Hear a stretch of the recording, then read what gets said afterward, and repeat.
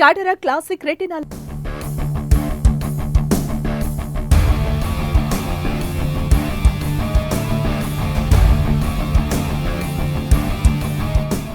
నమస్కారం అండి, నేను మీ సీతారామరాజు. మనం ఇప్పుడు పశ్చిమ గోదావరి జిల్లా ఉండి నియోజకవర్గంలోని వాండ్రం గ్రామం వద్ద ఉన్నామండి. ఈరోజు వాండ్రం ఏంటి స్పెషల్ ఏంటి అనుకుంటున్నారా? నిజంగా స్పెషలేనండి. అంటే కృషి పట్టుదల ఉండాలి, దానికి తగ్గట్టుగా అదృష్టం కూడా కలిసి రావాలి. కానీ మనం చెప్పుకోబోయే ఈ చిచ్చరపీడికి మాత్రం అతని అవకాశాన్ని కూడా చాలా చక్కగా వినియోగించుకోవటం వల్ల ఈరోజు ప్రపంచంలోనే అంతా చెప్పుకునేలా ఆయన పేరు వినపడుతుంది. ఆయన ఎవరో కాదు, తిలక్ వర్మ. ఆసియా కప్లో ఫైనల్లో విజయాన్ని తారుమారు చేసి ఈరోజు అందరి చేత మన్ననలు పొందుతున్న క్రికెట్ వీరుడు. ఆయన పుట్టి పెరిగింది ఈ ఊరేనండి. అమ్మమ్మ గారి ఊరు ఈ ఊరే.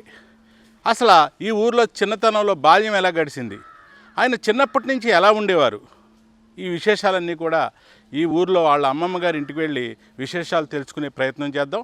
మీరు కూడా నాతో. ఇదేనండి ఊరు ఎంట్రన్స్. ఇది ఎంత పచ్చగా ఉందో చూసారా? చుట్టూరు చేలు, వరి చేలు, దారి పొడుగున చెట్లు, ఎంతో ఆహ్లాదకరమైన వాతావరణం అండి ఇది. వాండ్రం అంటే భీమవరానికి సరిగా 10 కిలోమీటర్లలో ఉంటుందండి. ఎంతో అందమైన సుందరమైన గ్రామం అండి. ఈ గ్రామంలోనే ఈ తిలక్ వర్మ బాల్యం అంతా గడిచింది. వాళ్ళ అమ్మమ్మ గారు ఊర్లోనే ఉండేవాడు. అయితే తర్వాత హైదరాబాదు వెళ్ళారు. మొదట్లో అయితే చిన్నతనం అంతా కూడా ఇక్కడే ఉండేవారంట. మనం కూడా ఒకసారి చూద్దాం, ఊరిని చూద్దాం. అట్లాగే ఊళ్ళోకి వెళ్ళి వాళ్ళ బంధువులతో మాట్లాడించే ప్రయత్నం కూడా చేద్దాం. పాకిస్తాన్ ఇండియాకి జరిగిన ఆసియా కప్ క్రికెట్లో తెలుగు తేజం వర్మ వాళ్ళ అమ్మమ్మ గారు, తాతయ్య గారు ఊరు ఇదేనండి. మనం లోపలికి వెళ్ళి వారితో మాట్లాడించే ప్రయత్నం కూడా చేద్దాం. ఒకసారి లోపలికి కూడా వెళదాం. వచ్చేసామండి తిలక్ వర్మ గారి తాతయ్య మామగారింటికి. ఊరంతా చూపించాను కదా, చాలా చక్కటి ఊరండి ఇది. ఎంతో ప్రశాంతమైన వాతావరణం ఉన్న ఊరు. ఇలాంటి పల్లెటూరులోనే మన తిలక్ వర్మ గారి బాల్యం అంతా గడిచిందని చెప్పాలి. మన మాటల్లో చెప్పే కన్నా వాళ్ళ మామగారిని అడిగి మనం ఒకసారి తెలుసుకుందాం. మొత్తం విశేషాలన్నీ కూడా ఈ ఎపిసోడ్లో మీకు తెలుసుకునే ప్రయత్నం చేస్తాను. నమస్కారం అండి. మీ పేరేంటండి? సుందరమ్మ అండి.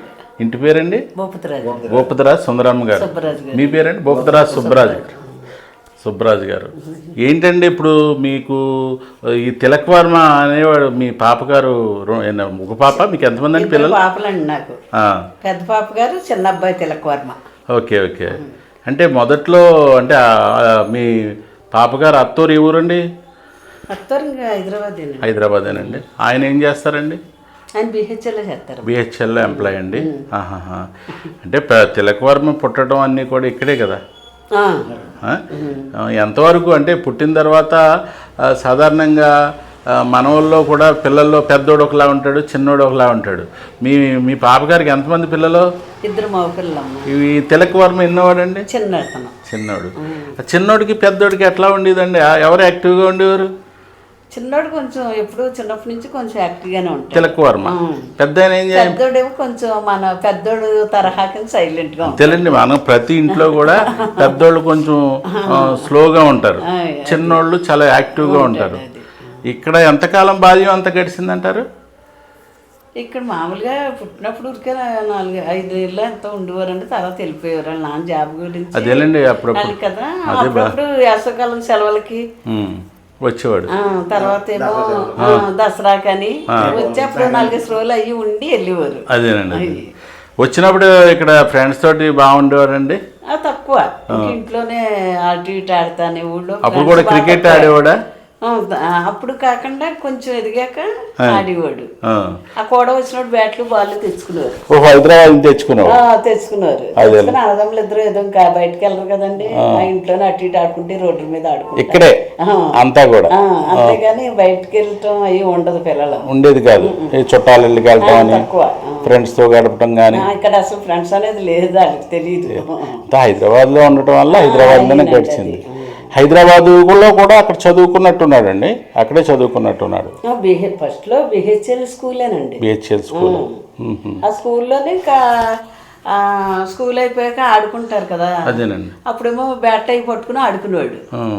ఆడుకుంటే వాళ్ళ నాన్నగారేమో ఏంటమ్మా నువ్వు బ్యాట్ ఆడుతున్నావు ఏంటి అసలు నీకు ఏంటంటే డాడీ నాకు క్రికెట్ అంటే ఇంట్రెస్ట్ అన్నాడు. సరే నీకు ఇంట్రెస్ట్ అయితే కనుక నేను చేయించాలి అని చెప్పి అప్పటి నుంచి అందులో జాయిన్ చేశాను. కోచ్ కింద ఎవరికో సలీం అనే సలీం కానీ చాలా మంచి కోచ్ అండి అతను. అదే నిన్న ఇంటర్వ్యూలో అసలు చాలా మంచి అతను అండి అతను. నేను ఆయన బయోగ్రఫీ కూడా చూశానండి. అందులో కూడా ఈయన క్రికెట్ చిన్నతనంలో ఈయన ఉన్న ఉత్సాహం చూసి తిలక్ వర్మ చూసి తనే ముందు ప్రోత్సహించాడంట. ముందు ప్రోత్సహించండి, తర్వాత మా అల్లుడు పిల్లోని తీసుకెళ్ళి స్టేడియం కాడ వదిలినా తిలక్ అది మా వాడు కొంచెం ఎడం చేయండి బ్యాట్స్మెన్ లెఫ్ట్ హ్యాండ్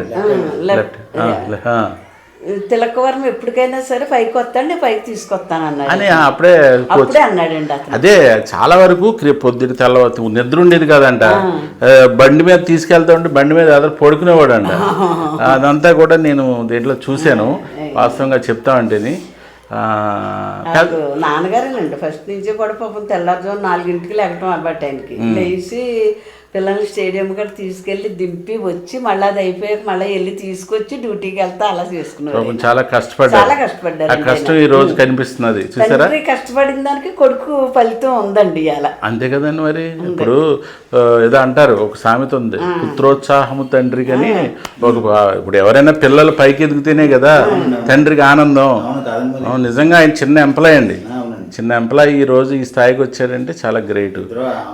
మీరు ఫస్ట్ సెలెక్ట్ అయినప్పుడు మీ మనవాడు సెలెక్ట్ అయ్యాడు కదా, అప్పుడు ఎలా ఫీల్ అయ్యారు మీరు?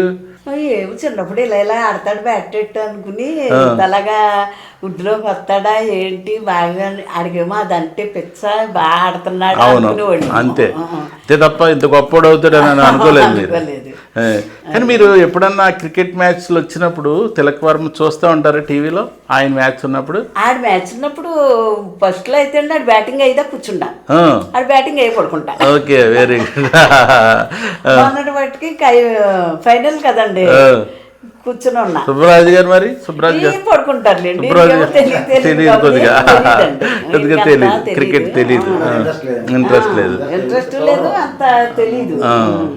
మొన్న మ్యాచ్లన్నీ చూసారా మీరు చూసానండి మొత్తం? మరి ఫైనల్లో అలాగే విజయం. ఫైనల్లో లాస్ట్ కి 2 ఓవర్లు ఉండగా టెన్షన్ మీకు. అబ్బో మీకు తగ్గితే వచ్చింది ఆడిగే వాళ్ళ. తిలక్ వర్మ ఆయనకి ఎలా ఉన్నా కానీ మీకు వచ్చింది, ఆడేవాళ్ళకి ఎలా ఉన్నా. లాస్ట్ కి వచ్చేటికి వదిలేస్తారా వీళ్ళు ఏంటి అని టెన్షన్, చాలా టెన్షన్ పడ్డారు. టెన్షన్ పడ్డాను. చివరికి మరి 6 కొట్టి విజయం మందే. లాస్ట్ ఎక్కువ 6లు 4లే కొట్టాడు. అన్ని 6లు 4లే, 69 నాట్అవుట్. అందులో 3 4లు 4 6లు ఎన్నో ఉన్నాయి. బాగా కొట్టాడు. లాస్ట్ లో బట్టి కొంచెం టెన్షన్ వచ్చింది, అవుతుందా అయిపోతుందా. మాట్లాడారా అక్కడ ఉన్నప్పుడు? ఏమన్నా ఫోన్ లో మాట్లాడారా? లేదు, నిన్న వచ్చాడు హైదరాబాద్, ఎన్నిసార్లు చేసినా బిజీ అని. నిన్నంతా ప్రెస్ మీట్లు గొడవ గోళ ఈ బిజీలో ఉన్నారు. చేసి దాన్ని నేరే వాళ్ళ అమ్మ నాన్న లేరండి, మానసరోవర్ వెళ్ళారు. మానసారు ఇప్పుడు లేరండి, లేరు.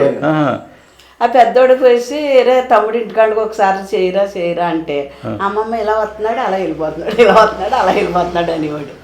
ఇవాళ మళ్ళీ ఏదో ఊరు వెళ్ళిపోయారండి. పెద్దోడు సాఫ్ట్వేర్ ఇప్పుడు ఎక్కడికి వెళ్ళిపోయాడండి. ఎల్లుండి నుంచి మ్యాచ్లు అంట. వెళ్ళిపోయాడు. మాట్లాడారా? వెళ్ళాకనే మాట్లాడాడు, తనే ఫోన్ చేసి. చాలా హ్యాపీ. అమ్మమ్మ నేను అంతా బిజీగా ఉన్నాను, మాట్లాడలేకపోయాను. తిలక్ వర్మ అమ్మమ్మ తాతయ్య ఆనందం చూశారుగా, వాళ్ళ కళ్ళలో ఆనందం. ఒక రకంగా చెప్పాలంటే ఆయన దుబాయ్లో క్రికెట్ ఆడుతూ ఉంటే టీవీ ముందు కూర్చొని టెన్షన్ పడ్డారంట. ఇప్పుడు చెప్తుంటే చాలా ఆడేవాళ్ళకి కాదు టెన్షన్, ఇక్కడ మా అమ్మగారికి కూడా టెన్షను. అది ఎట్లా ఉంటుంది, కొట్టగలడా లేదా అని టెన్షన్ పడ్డారంట. చూసారా? ఇప్పుడు అది మన వాండ్రానికి చెందిన శ్రీనివాసరాజు గారు మన ముందున్నారు. సార్, మీకు మీ ఊరు వారు తిలక్ వర్మ, మీకు ఎలా అనిపిస్తున్నది? మా ఊరు మనోడు సంతోషం కదండి, మరి మామూలు ఆనందం కాదు. సంక్రాంతికి వచ్చినప్పుడు అప్పుడు మీరు కలిసి మాట్లాడేవారా? వచ్చినప్పుడు బుక్ చేయొచ్చు, వాణిజ్యం వచ్చాడు మాట్లాడి సాల్వ్ కప్పి మర్యాద చేశారు. ఉన్నారు ఇక్కడ. ఐపీఎల్కి రాకముందు అత్తయ్య, ఐపీఎల్ కంటే ఆడకముందు ఫస్ట్ టైం ఇక్కడికి వచ్చే తిలక్ వర్మ. అప్పుడు సంక్రాంతికి అవి వస్తూ ఉంటారండి. ఏమైనా కానీ మీ ఊరు మనోడు ఇంత గొప్పోడు అయ్యాడంటే మీకు చాలా ఆనందం. చాలా ఆనందంగా, మామూలు ఆనందం. మామూలు ఆనందం కాదు, ఊరంతా పండుగ చేసుకున్నది, దేశం అంతా పండుగ చేసుకున్నది. ఓ రకంగా చెప్పాలంటే పాకిస్తాన్లో కూడా సంబరాలు చేసుకుంటున్నారండి తిలక్ ఫోటో పెట్టి. అవునండి. అంత ప్రపంచం అంతా ఒక్కసారిగా తిలక్ వర్మ అని ఆయన వైపు తిరిగిందండి. అదండి మొత్తానికైతే ఈ జిల్లావాసి, ఈ ఊరు మనవడు సాధించిన విజయం అంతా ఇంత కాదు, ప్రతి కళ్ళలో కూడా ఆనందం కల్పిస్తుంది. తిలక్ వర్మ తెలుగు తేజం సాధించిన విజయాన్ని ప్రతి ఒక్కరూ కూడా పండుగ చేసుకుంటున్నారు. ఇది ఈనాటి ఎపిసోడ్. మరో ఎపిసోడ్తో మీ ముందుంటా.